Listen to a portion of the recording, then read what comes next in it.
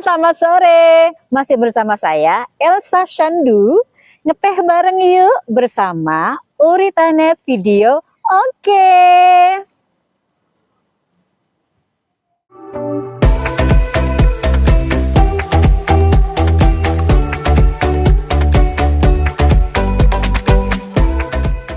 Mbak Elsa, apa kabar nih sekarang Mbak Elsa? Gimana kabarnya Mbak Elsa? Alhamdulillah baik, Mas. Selamat sore. Mbak Elsa, ini aku lihat nih sekarang ini kan Mbak Elsa kesibukannya cukup padat nih. Aku lihat kemarin di Fafi atau di mana itu sering pakai topi ikonnya ya. Ya, memang saya hobi, Mas, pakai topi. Kalau nyanyi pakai topi, olahraga pakai topi, ke teater pakai topi. Cuman kalau memang lagi casting kan nggak mungkin pakai topi kan, maunya natural gitu, nggak boleh pakai topi. Atau mungkin untuk foto, untuk foto grid atau apa nggak pakai topi. Cuman keseharian kemana-mana pakai topi, Mas, karena ikon saya nih, karakter saya. Oh, ikonnya topi ya. Ikonnya topi. Berarti mau kemana-mana makan bakso pakai topi nih. Iya, makan bakso pakai topi, jalan-jalan pakai topi, ke mall pakai topi.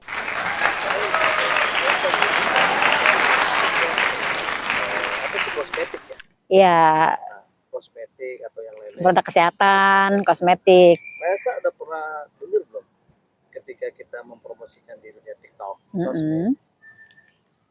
Nah, zaman sekarang ini kan yang mau mau berkarya, mau jual bisnis itu kan Lewat TikTok ya. TikTok tuh oleh shopnya ditutup nih. Heeh. Nah, gimana nih pendapat Mbak Elsa nih sebagai eh, dunia Perbisnisan ya. Ya, gimana nih, Mbak Elsa? Ya sebetulnya gini nih, sekarang kan memang zaman digital ya. Semua pakai marketing digital, bahkan berjualan pun berbisnis sekarang memakai platform digital ya, marketplace secara seperti TikTok Shop gitu kan. Kayak toko-toko sekarang udah pada tutup, sepi karena sudah beralih ke online. Semua jual lewat online ya kan. Semua toko tutup karena apa? Sewanya mahal, service charge mahal, belum gaji pegawai segala macam. Makanya banyak toko-toko tutup, mal-mal sepi kan. Beralih ke online. Ya, salah satunya adalah TikTok Shop. Nah, TikTok Shop ini juga memang sih kalau awal-awal itu sebelum tutup tuh banyak yang banjir rezeki ya. Belanja di TikTok kan lebih murah sebetulnya. Nah, persaingan pun ketat. Dan sekarang kan memang sudah tutup kan oleh pemerintah. TikTok Shop udah nggak ada sekarang. Jadi berdampak sekali sih. Karena kan jadi saya nggak bisa berjualan nih. Seperti nggak kayak dulu lah. Lebih susah gitu. Tapi melihat Mbak Elsa sebagai masyarakat atau pembisnis ya, itu merasa dirugikan nggak sih kalau misalnya kita nggak boleh jualan di TikTok? Sebetulnya sih kalau dibilang dirugikan banget sih enggak ya. Kita ambil positifnya aja, ya kan? Kan kalau kita nggak jualan di TikTok kan kita bisa jualan di Shopee kan, atau di Instagram, atau di mana aja lah, marketplace manapun. Memang sih kalau TikTok Shop ini memang kompetitornya tuh luar biasa ya. Dan memang dengan adanya TikTok Shop ini memang banyak melumpuhkan ekonomi masyarakat di Indonesia ya. Banyak UMKM yang sepi bisnisnya, sepi dagangannya semenjak adanya TikTok Shop. Dan memang ya dampaknya luar biasa sih TikTok Shop itu. Tapi Mbak Elsa ini melihat contoh seperti teman-teman itu, ada nggak sih yang merasa mengeluh dengan siapapun? Misalnya teman Mbak Elsa punya usaha juga nih, TikTok itu dimatikan. Dia cerita sama Mbak Elsa, Bu gimana nih? Ada nggak teman dari Mbak Elsa? Sebetulnya sih ada juga sih yang mengeluh ya, tapi mereka berpikir ya kalau nggak dagang di TikTok Shop ya kan bisa dagang tempat lain, masih ada gitu kan, masih ada solusi yang lain kan. Nggak apa-apa sih, mungkin pemerintah lebih bijak aja, lebih melindungi masyarakat Indonesia supaya bisa bangkit ekonominya. Ya kan, karena kan banyak juga yang masyarakat masih gaptek kan, nggak ngerti dunia online kan, nggak ngerti digital marketing. Nah, mungkin dengan menutup TikTok ini mungkin bisa untuk menyemangati masyarakat-masyarakat yang tadinya dagang secara offline itu untuk bangkit lagi gitu. Nah, mungkin apakah menurut ini dampaknya nanti misalnya di Cawapres 2024 ini ya Pak, ya kan? Nah, Mbak Elsa kan mungkin tahu dong, ya kan? Ya mudah-mudahan di tahun 2024 ini pemilihan gue ini Indonesia kita akan maju. Apa sih? Siapa yang mau dipilih nih? Jujur apa enggak nih? Jujur dong, dari hati yang dalam, dari hati Mbak Elsa. Kalau menurut kacamata batin saya lebih serak, lebih senang melihat Pak Ganjar sih. Entahlah. Iya, Pak Ganjar. Saya senang aja ngeliat. Nggak tahu dah. Nggak ngerti itu jiwa hati saya itu menilai seperti itu. Apa sih ngeliat si sosoknya Mbak Elsa suka sama Pak Ganjar? Karena aku lihat beliau itu aura wajahnya itu menandakan orang yang sangat bijaksana ya, orang yang sangat bijaksana, pintar, dan mungkin kalau beliau jadi presiden mungkin ya akan lebih maju lagi negara kita nih, ya kan, lebih maju, lebih bisa meneruskan program-program Pak Jokowi gitu. Nah sekarang kan Mbak Elsa ini kan benar-benar sekionnya Pak Ganjar nih. Iya. Dari ngeliat kacamata Mbak Elsa ini Pak Ganjar itu kan terjun ke lapangan. Terjun ke lapangan. Sosialisasi bermasyarakat. Kemarin saya ketemu Pak Ganjar sih waktu acara di Bulungan.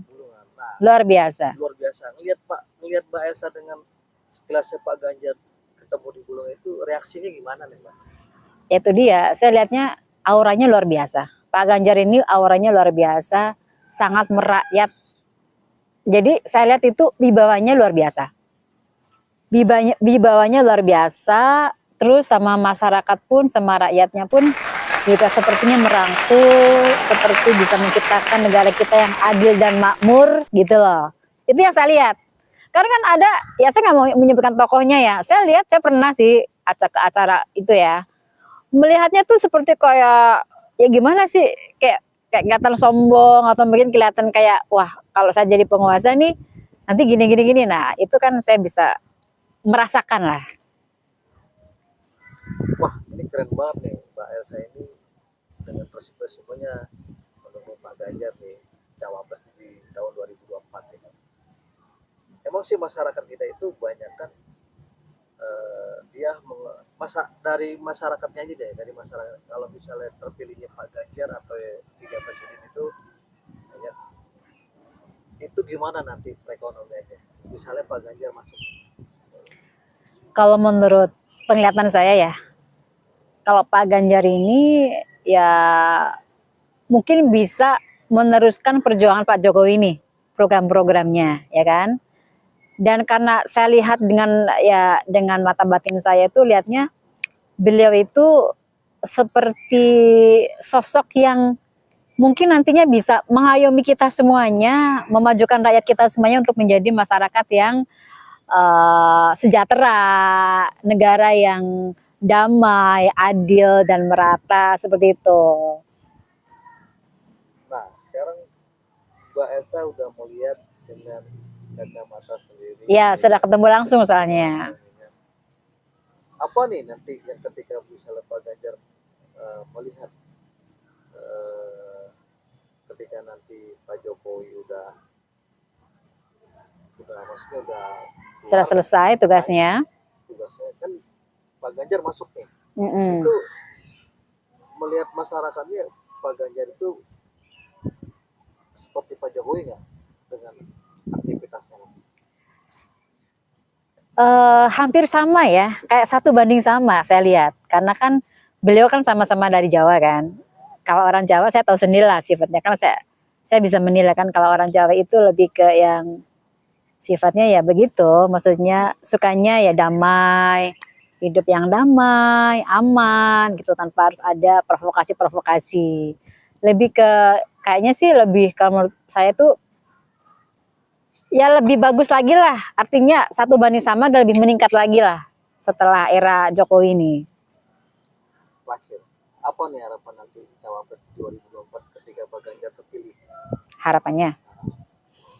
Harapan saya kalau Pak Ganjar terpilih nih jadi presiden 2024, harapan saya satu, saya pingin negara kita ini menjadi negara yang sejahtera, negara yang aman, jangan ada apa namanya tuh, demonstran gitu loh. Saya nggak suka gitu-gitu kan. Itu kan menyebabkan kayak bikin keresahan kan, keresahan kita sebagai masyarakat kan, dikit-dikit demo gitu kan. Saya pingin harapannya adalah setelah terpilih bisa negara kita lebih aman, lebih damai gitu kan, terus lebih maju ya kan, dari segi pendidikan ya kan, karena kan banyak sekali mungkin dari warga negara yang terpelosok sana mungkin ya tidak, mungkin mereka tuh otaknya cerdas nih, cuman karena mungkin karena keluarganya nggak mampu ya kan, jadi nggak bisa bersekolah tinggi. Nah saya tuh maunya tuh nanti setelah terpilih nih bisa mengangkat sampai ke lapisan rakyat yang paling pelosok untuk diangkat menjadi pendidikan gratis, bener-bener gratis nih, jangan berbayar gitu kan, artinya dikasih beasiswa, karena kan negara kita perlu nih penulis-penulis yang cerdas, benar-benar cerdas pintar itu perlu. Dan banyak dari mungkin dari masyarakat kita yang miskin-miskin kan banyak tuh yang otaknya cerdas, tapi karena apalah daya, menurut saya perlu tuh ambil orang seperti itu untuk dikasih beasiswa. Nah, ya kan. Untuk dunia apa perfilman juga saya harapannya bisa lebih apa namanya, lebih berjaya lah, lebih dipandang, lebih terangkat, lebih diangkat lah gitu. Terus dari segi ekonomi, dari segi perekonomian nih, harapan saya juga maunya UMKM kita itu lebih apa namanya, lebih bagus lagi gitu kan, lebih bagus lagi, terus lebih karya-karya anak bangsa pun bisa lebih dihargain, lebih bisa sukses lah orang-orangnya gitu.